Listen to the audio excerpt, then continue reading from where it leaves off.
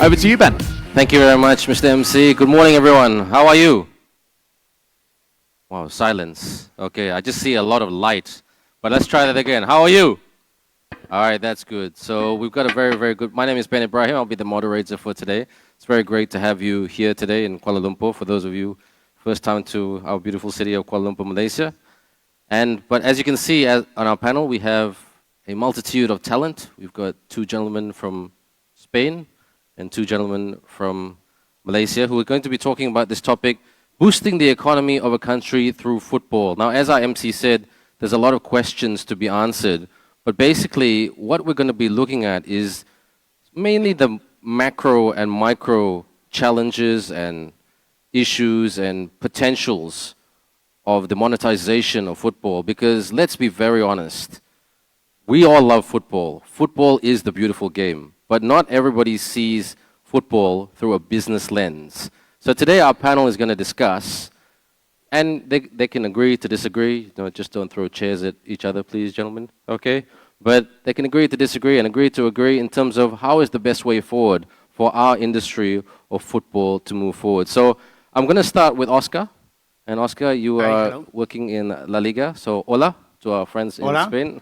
So LaLiga seems to be going from strength to strength. Congratulations to Barcelona for winning the LaLiga title, to all Barcelona fans out there. But the league has done wonders, not just for your country, but for football in general around the world. And now, economically, can you share some success stories with our audience today, business models that work, and how these models improve the quality on the pitch and just brought people together? Oh, thanks. I think that the key point for us was 5 years ago when we started with the financial fair play, that giving us the opportunity to compete all the clubs at the same conditions. And that was key to have a sustainable competition and to compete all in the same conditions. And as well as an industry to be believer or to give the fans the opportunity to believe in a real competition. To us, that was the main and the key points to change and now to have the sustainable and the growth that we have had in the last years. But just elaborating on those points, thank you for sharing that as the first point. But just if you could explain it as best as in one sentence as you can, what was the key learning in how it went from good to great in terms of LaLiga overall? So the football in Spain, it was a big industry as well. But the problem was that there was not a fair competition. There was not any economic control between clubs. So when we started to have this strict control with all the clubs to control what they can spend in order that what they are generated, that it was give us the opportunity to start to grow. Okay, so the key learning is keeping it an extremely fair competition and also implementing a number of controls. Correct. Okay, so that's something that is not very easy in any league, in any sport, especially on the high-performance sport, especially when there's contracts involved and things like that? I think that to compete in the equal condition is something in other industry that is normal, but for football it's been not easy to explain, to understand, and to implement in different leagues and federations. Definitely, definitely. I mean, every club, they do want a certain way. I mean, telling big clubs and the clubs that are coming up, look, this is the way it's going to be done, and some play ball, some don't, and it's just coming to a middle ground, which sounds easy, but it's not. But let's move on now to Rafael. Now, Rafael, Oscar has spoken about very much the micro issues, and from your experience and expertise as a global economist, let's look at things from the macroeconomics point of view. How does football drive economic growth and create innovative business opportunities for the country, but not just within the country of Spain, but overseas as well? Yes, thank you very much, Ben. Yes, absolutely. Football is it's not only the beautiful game, but it's also a great business. It is a great product. So you talked to me, or you mentioned that you wanted a macroeconomic explanation, but us economists are a little bit pesky, and we always like to begin explaining macroeconomics, adopting a macro approach. So you've got to consider that football is a product. And football can be consumed through different channels. You can watch a football match at home, and you're generating income through certain areas. You can go to a bar or a pub with friends, and you're going to be generating more ancillary businesses. You can watch it in the stadium. You're going to be paying for your ticket, etc., etc. So if you a lot of those knock-on effects, and I'm talking about Spain, which is obviously the economy I have more exposure to. Football represents around 1.5% of our GDP. The latest data was that its turnover was around 17 billion euros, which is around 20 billion US dollars.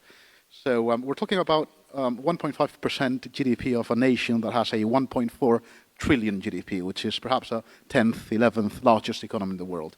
So that only in one country gives you an idea of how big the business of football really is. It is big. It is a big sector. And not only that, because in terms, and here I'm talking from the point of view of the government. We like football. And we like football because it generates $5 billion in taxes.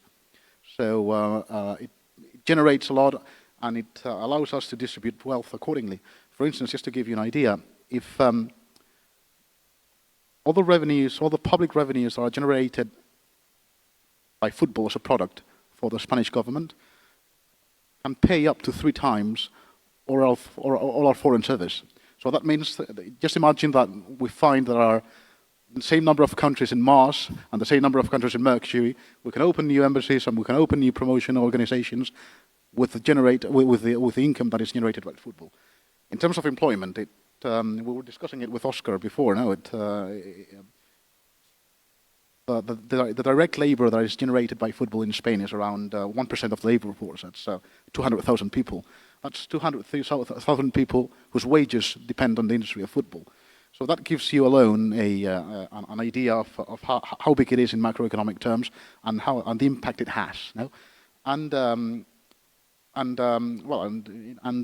that's precisely why I'm here. No, I'm here because I'm representing Invest in Spain, which is the Spanish trade investment attraction agency. And as I normally say, we might be, we're not thoroughly stupid. And we're not thoroughly stupid because we're backing football. LaLiga is doing a great job. It is a great opportunity to portray what is the Spanish culture, or to portray what are the benefits of the Spanish economy, and would like to obviously to piggyback into football as a business in order to attract talent and to attract capital to Spain. And that is done mainly thanks to LaLiga and to its business model, to how much it has changed the game, and to all the programs and all the plans it has been implementing so successfully in the last few years. So can you share it with your colleagues, this speech in Spain? Well, I cannot deny the truth. Yeah. Now, gentlemen, I mean, thank you for the answer, Rafael. But, I mean, obviously, football in Spain is doing very, very well. The quality of football is just going from strength to strength. You know, TV revenues are going up, and it's just getting better and better. Challenging in certain markets. But, Rafael, I'll stay with you on this question because you're saying things are really, really good. The numbers are good. I mean, like, creating a lot of opportunities, providing good talent. But was this always the case? Because, hold on, let's just go back historically here, because I remember not that long ago, 2008, the market was bad, especially in Europe, you know, and I mean, how was football then? And in terms of the transformation to now, I mean, we always remember the good times, but we got to remember the not so good times for learning purposes. Obviously, but you've got to bring into account that football is a blue chip, and it is very cycle-proof. Obviously, a couple of years ago, Spain was making the international headlines in all the business papers because of all the wrong reasons. Yes. Thankfully, we've turned the corner. The Spanish economy is out of the woods. It is the fastest growing economy in the Western world, in the Euro area, and it's thanks in part to all the companies in Spain that were able to sell their products abroad, and one of those important companies, obviously, is LaLiga. It's, as I said, we all were hard hit by the crisis, but there were some businesses that were blue chip businesses that were that were didn't feel so much the crisis as other sectors did, such as real estate in Spain. No, but it's true. Obviously, economic cycles do have consequences in all businesses, in all business models, And but we found out one of the great lessons that we found out in Spain in economic terms is that all those companies that were successful in exporting and in tapping foreign markets were the ones that helped us get out of the woods and and turn the curve. Okay, so basically, like the good old thing, tapping relationships, getting out of the tough times, and obviously getting to the point where you are now. Hopefully, it will last as long as possible. Now, let's just go back to a little bit of basics. I say this with basics because Siva is Executive Director of the Malaysian Investment Development Authority, always looking for a good investment for the nation. And Siva, you were just telling me before we came on stage, like we, in Malaysia, very much focusing on the businesses that do generate good revenues and good profits. But sport is something, well, not new, but something that has a bit of untested waters in terms of MIDA. And right next to you, you've got two gentlemen who have just telling us how it works and how it didn't work once upon a time, and to come to a point where it is successful. So from the local point of view, not just within Malaysia, Southeast Asia, Asia, what is MIDA doing to look at in terms of to see how football can really grow industries, grow markets, grow relationships to take the nation and the region to a very, very good, profitable point? First of all, a very good morning, ladies and gentlemen. Thank you, Ben. But first, allow me to introduce MIDA, our Malaysian Investment Development Authority. Now, we are a government agency under the Ministry of International Trade and Industry. Our primary role is actually to attract investments, both foreign direct investments as well as domestic investments. And we have been in this business for the last 52 years. And we are truly international. We have 20 centers worldwide. We have 3 centers in the United States, in New York, in Chicago, as well as in San Jose. And we have 6 centers in Europe. We have in London, Milan, Paris. We have in Frankfurt, Munich, as well as in Stockholm, and the rest in Asia. So what we do is that we identify projects, both in the manufacturing as well as in the services sector. We meet the companies, we identify, we talk to them, we convince them to set up operation in Malaysia. It can be from the simplest form of doing business. We are talking about setting up a rep office, for example, without even incorporating a company, up to setting up an operational headquarters, R&D centers, training institutes, as well as into the production, manufacturing of products. Now, coming back to your question, in fact, when we came to know about this World Football Summit 2 years back, that is through our MIDA Paris office, this was something very new to us, for MIDA especially, to getting involved in attracting investments in the sports tourism. We call it sports tourism, which covers the whole spectrum of sports industry, including football. And that was the main reason that we thought that we should be a partner, and we are quite proud to have this event here to work together with LaLiga. That's first. And we want to put Malaysia in the world map. If possible, looking at, let's say, in the next 3, 4, 5 years, we want Malaysia to be the center of gravity for sports tourism in this part of the world. Now, if you just look at the what you call global sports revenue in 2017, if I get it correct, I think the revenue was about 710 billion Malaysian ringgit. And about 32% of this revenue came from sponsorship. The second part, about 31%, is actually from the gate revenue, collection. And about 24% is actually from media rights or broadcasting. And of course, the remaining from the merchandising. So what we are looking at, MIDA is looking at, is actually, can we have a slice of this in Malaysia? And that is the reason why, over the last 2 years, we have been actually revising and looking at ways and means for us to actually to promote sports tourism. For example, we are looking at policies to attract players in various fields. We are talking about companies setting up production facilities, for example, in the textile or merchandise. We are looking at companies setting up operational headquarters here. We are looking at mega stores to be opened in Malaysia, for example. We are also looking at companies producing what we call very high value added, augmented reality, as well as IoT equipments, which are then used for sports, for example. So a lot of things are in our mind. This is something very new, and we would like to really look at this outcome of this conference, and see how best we can actually carry forward our agenda. Well, Siva, here's a little tip. If you want to, like you said, you want a slice of that pie, you've got LaLiga right next to you. Just ask that gentleman to have a LaLiga game. We're not greedy. We don't want the El Clasico. We'll take Atletico Madrid, Real Madrid, get FAM to sanction it, and then we can have the start of that economic pie all enrolling in one. So, coming up to sanctioning, FAM, Secretary General Stuart Ramalingam. Stuart, you've been in football for a very, very long time, not just in Malaysia, but you work for FIFA as well. Malaysia, all due respect, we are still not a major sporting powerhouse, but football is still king. The masses, everybody in our beloved nation loves football, but consistent monetization of football seems to be a challenge. So could you explain to our viewers, I mean, our friends, our three friends over here have spoken about it on the sort of the big picture level, but on the more operational connection detail level, what are the challenges there? Thanks, Ben.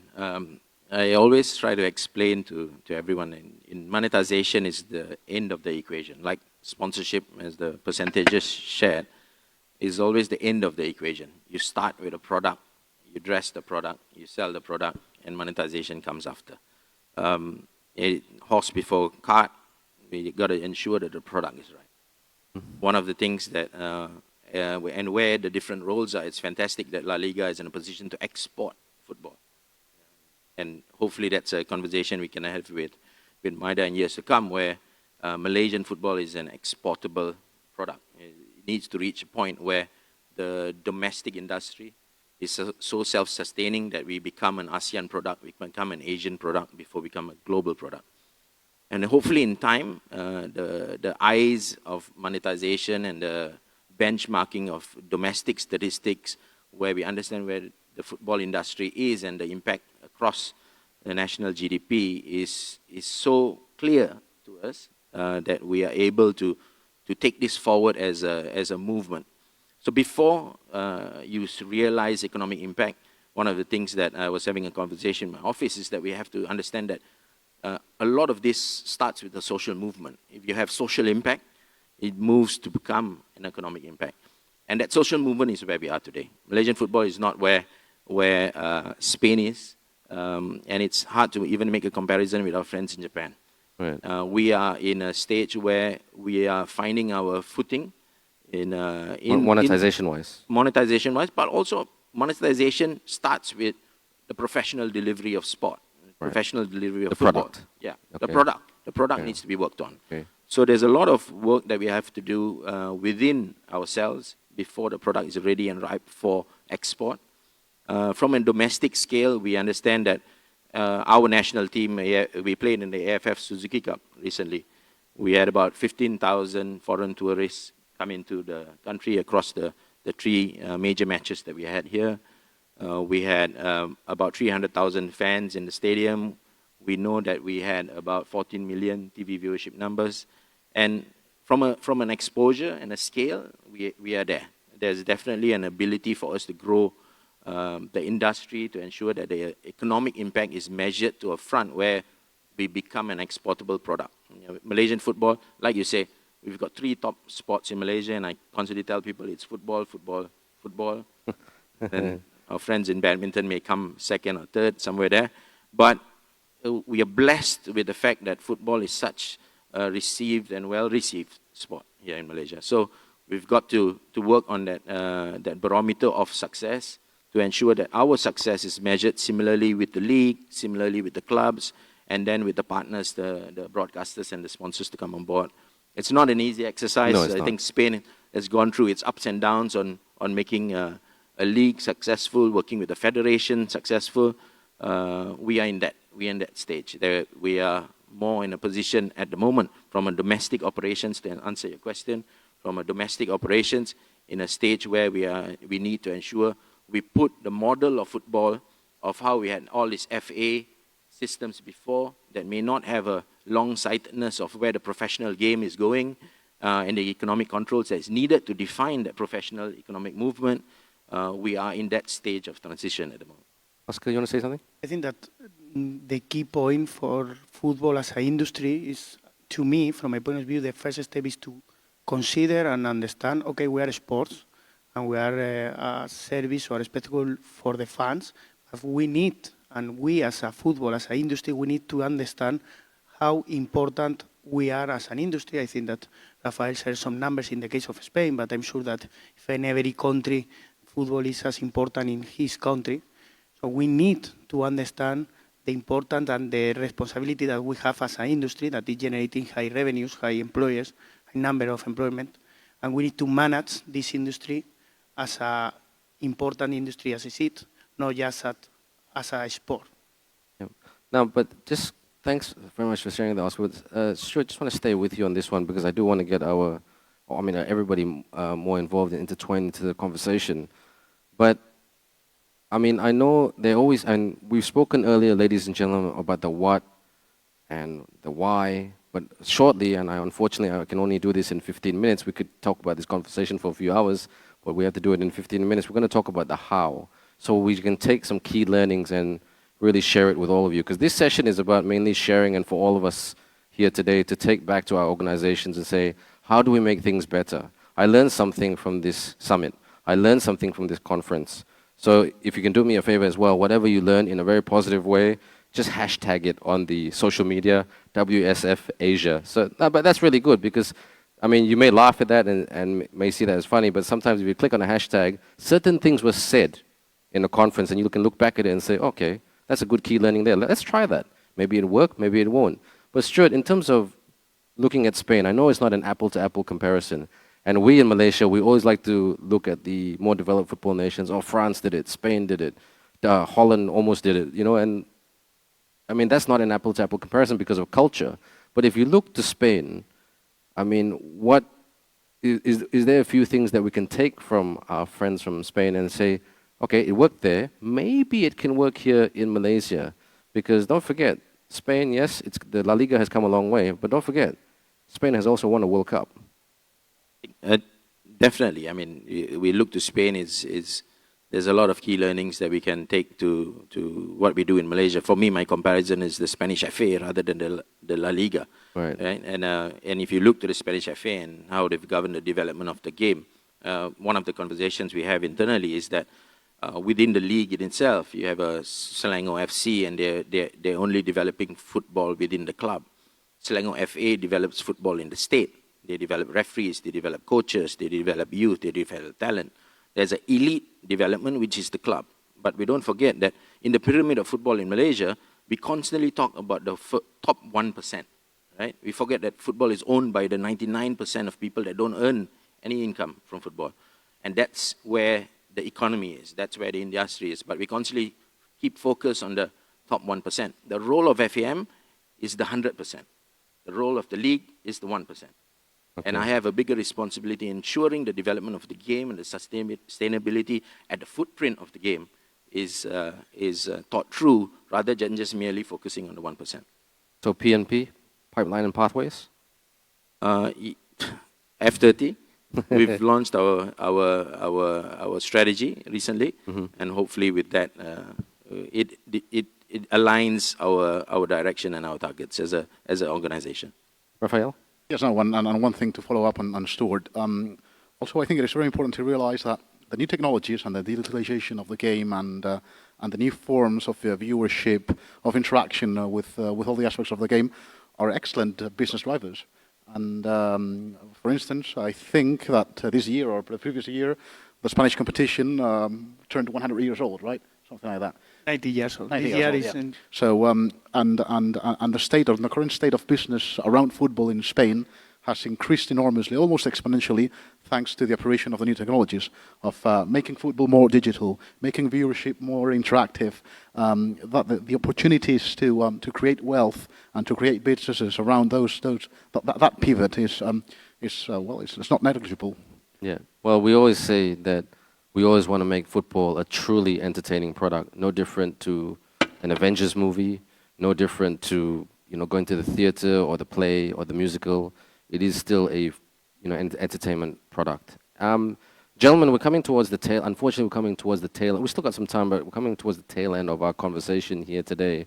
But let's leave the audience with some hows, in terms of how they can, in terms of technical matters, not super technical matters like, you know, detailed business models and everything, but just sort of some generic advice that they can take back and maybe try it. But, and I'll start with you, Oscar, for this one. Now, I've attended a lot of football forums, and I think we've all attended football forums, and I remember in the Asian Football Congress youth seminar a couple of years ago, which I was part of, I remember Belgium, the day they presented a high-performance pathway and model, they said, the first thing they said is, and that was the day they became world number one.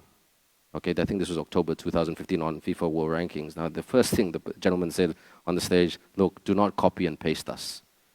This model was we tried 10 models and 9 of them failed. But we got it right on the 10th one because 9 failed. So in terms of business models and economic models that really has an impact on your market, but the overseas market as well, can you share with us some success stories of LaLiga on what did work and what didn't work, and what were the key learnings?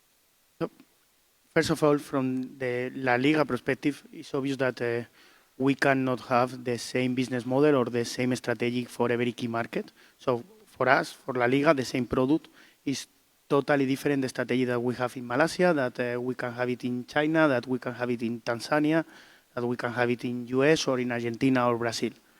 We call local strategy. We have global vision with a adapt or with a specific strategic plan market by market. Every June, we approve 45 different strategic plan for every 45 key market that we have it. So this is from the league's perspective. From the other stakeholder or other leagues or federation, I think that the situation in every single country is totally different, but there is some key points that is going to happen, and we talk with a lot of leagues, federation, and always is the same problems. Always is about centralize the TV product. This is give us the opportunity to have a global product of the same league. So our matches are the same production, the same type of audiovisual product for Real Madrid, Barcelona, Betis, Villarreal, Valencia. This is give us the opportunity to export a common product of La Liga, not the product of Real Madrid or the product of Atletico Madrid. This was one of the key points to give us to have the common product. The second and really important one is what I said before, the financial fair play. And the third one that I think that is really important is to fight against anti-piracy. Say that again? Anti-piracy? Okay, anti-piracy. Yes, okay. This is that's a huge problem. Yeah. Key point for us because they are trying to stall some of our high value. And the fourth one is to work really, really close to our main partners, that this is the broadcast, that give us the opportunity to be closer to our fans country by country. This is for me the 4 key points that we can adapt in every single market. Well said. 4 great key points there. Rafael? Obviously, I think from a business point of view, it's all about incentives. And perhaps the higher incentive or the best incentive for La Liga or for any other football association or football competition is to generate profit. And to generate profit, taking into account something which is obvious, but sometimes it's perhaps a little bit overlooked, which is markets are not the same. You've got to package the product differently. For instance, the demand trends in Argentina, I suspect, are totally different from the ones in Japan. So it is, as you said, no, it is football is a beautiful game. It's got to be as entertaining as possible, and for it to be as entertaining as possible, you've got to market it correctly, and you've got to take into account the different characteristics of different demands. At the end of the day, it's all about economic incentives. And it's important to have that in mind, you know, in order to further exploit all the opportunities of businesses around football that exist plenty. Rafael, I'll just stay with you there because you did mention Argentina, and the first thing I thought about is the beautiful language of Spanish. Now, Spain, okay, Spanish, South America, predominantly Spanish, but economically vastly different. Yeah. Can you implement a similar model from Spain to the South American nations? Well, but it's a little bit of a tricky question because you said something which is quite obvious, which is there's a deep cultural connection between our sister and brother Latin American markets and Spain. You know, perhaps the branding of the product is perhaps more, for a Spaniard, is more easy in those markets than perhaps it is abroad. Well, obviously, it's, as you said, no, it's, there are economic differences or structural differences between those economies. But at the end of the day, it's incentives. It's, if you tap the demand correctly and if you market your product correctly, you're going to create differences, and differences are good in economics because it allows for trade. Right. And well, it's managing incentives in a correct way. Okay. So those that were the differences, ladies and gentlemen, very much meaning opportunities. So opportunities to be innovative and creative, and that's what one needs to be. So Siva, anything innovative and creative that you can share with us? If I may. Actually, when we are looking at a more broader perspective, when we are talking about promoting investments in sports industry, there are a few areas that I would like to highlight. First, we are looking at our facilities. Can we have the private sector to come in, to build world-class facilities? Yeah, whether it's stadiums or whether it's a multi-purpose hall and whatnot. That's one area. The other part is actually we need to have world-class operators, to come and operate these facilities, whether at the national level or at the state level. The other part is, of course, we need event managers to bring in world-class, what you call sports activities to Malaysia. Yeah? We have Retro Mind, for example. We have MICE doing the activities, but we need more of these kind of companies to come in. And of course, one other major challenge we have is sponsorship. How do you get all these companies to come and sponsor our events? Not only the activities, whatever incentive we have currently, I'm telling you, it is not enough. What they have is actually about 50% tax deduction for sports activities, and it's only meant for motorsports, if I'm not wrong. We have to expand that to cover all kind of sports, core sports promoted by Ministry of Sports, for example. It's not only for activities, but also for company who sponsors facilities, for example. Yeah, in Bukit Jalil, I was told that I think maybe a corporate company going to sponsor the facilities. So we need to provide some incentive for these companies as well, and also for sponsors who actually companies who sponsors, let's say, athletes. Yeah, directly the athletes and their team development. Can we give incentive for that as well? So these are some of the areas that MIDA is currently looking at, and we need to work together with the ministry as well as with Ministry of Finance to provide some special incentive to further promote the growth in the sports industry. Now, while we are doing that, at the same time, MIDA being an investment promotion agency, we are also attracting investments directly from overseas into the sports industry. I give an example. Today, we have Sony Corporation, developing software development for their PlayStation. We have Deloitte Games coming from Japan. They are in Johor. They are about, I think, 50 programmers are developing programs. Yeah? And we have Okakichi also here in Malaysia. So we are also attracting software companies to develop software programs and sports program for the world. Not only that, we are also attracting all these companies to come and set up. For example, mega stores. We are talking with Sony Corporation as well. Regional distribution centers for sports equipment. Decathlon have one of the largest regional distribution center in Port of Tanjung Pelepas. Yeah? So we're also attracting all the other companies to come in and set up various kinds of operations.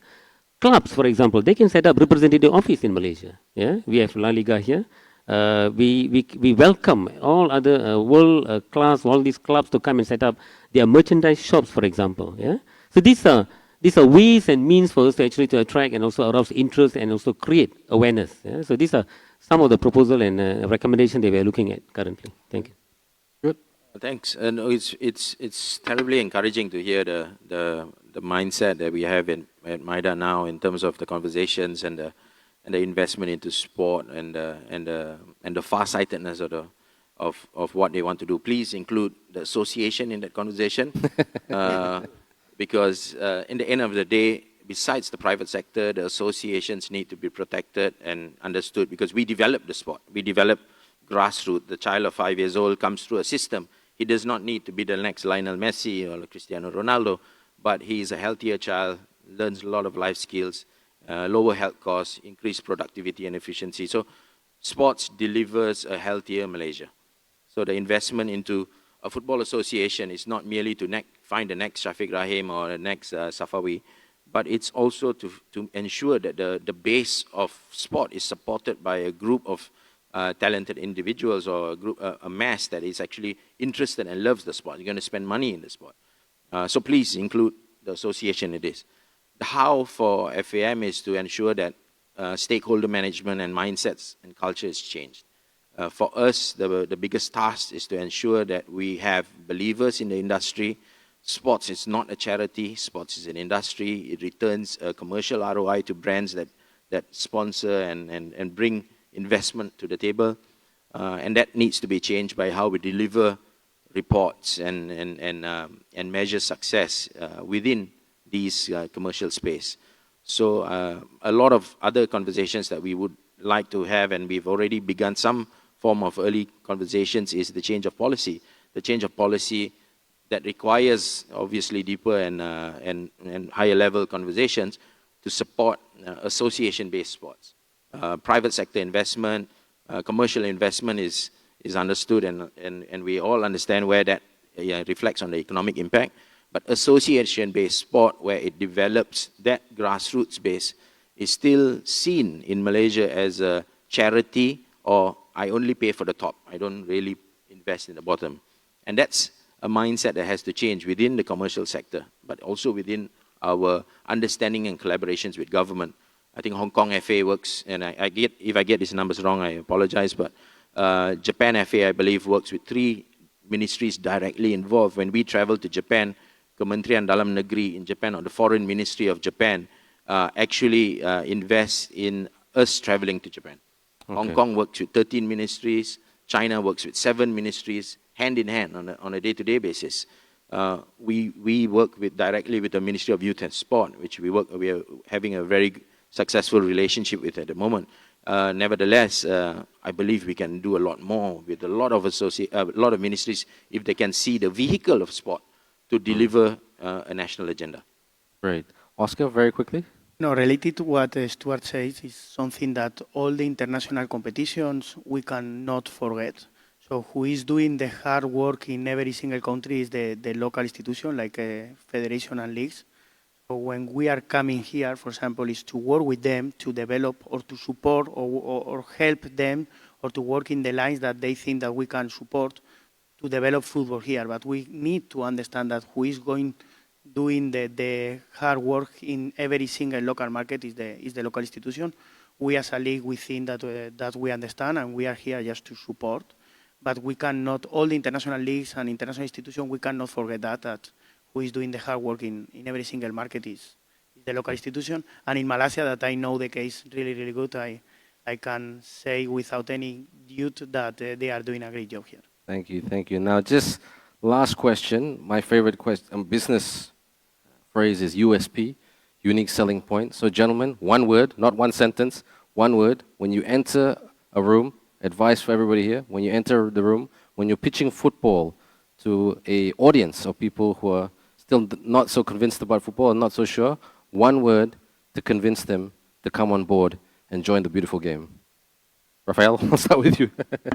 One word. Thank you very much. Yes, it's very easy at the end of the day, Ben.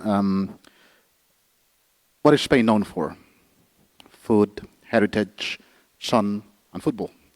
And whenever you enter a room into Malaysia, for instance, if I speak with many of you over here, the first thing you're going to tell me is, oh, I like football in Spain, Real Madrid, Barcelona this, Atletico Madrid that, etc., etc.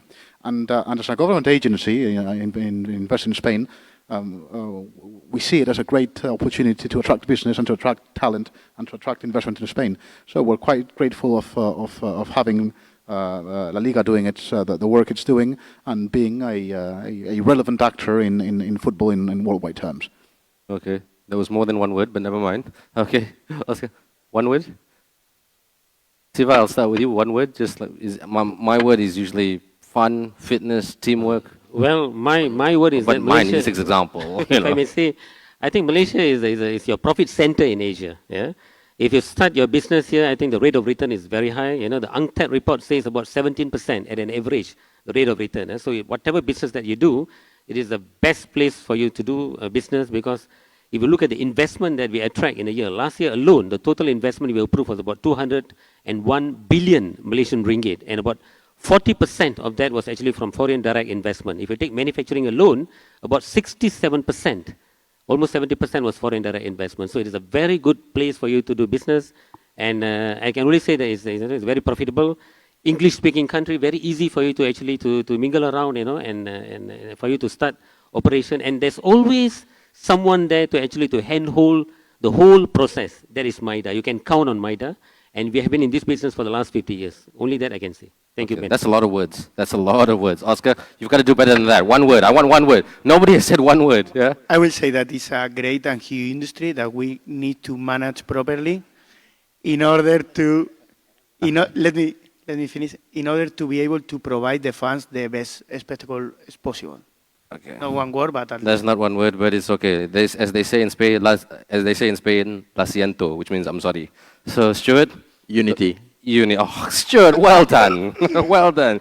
So, ladies and gentlemen, if you could do me a favor in terms of what you learned from this session, hashtag WSF Asia, Profit Center, Return, Everything, and Unity. That's what brings football together, business-wise, and fun, and football, and friendship, and teamwork-wise as well. As our panel has highlighted, it's not easy, but it's a lot of fun. Football is a lot of fun. So the next time you say to yourself, oh my God, this is challenging, I'm going to, really push through that deal, just remember, as the good old saying says, life is unfair and the world is round. But the world is round and so is football, and football is fun. Ladies and gentlemen, a big round of applause to our panel. Thank you very much indeed, Ben.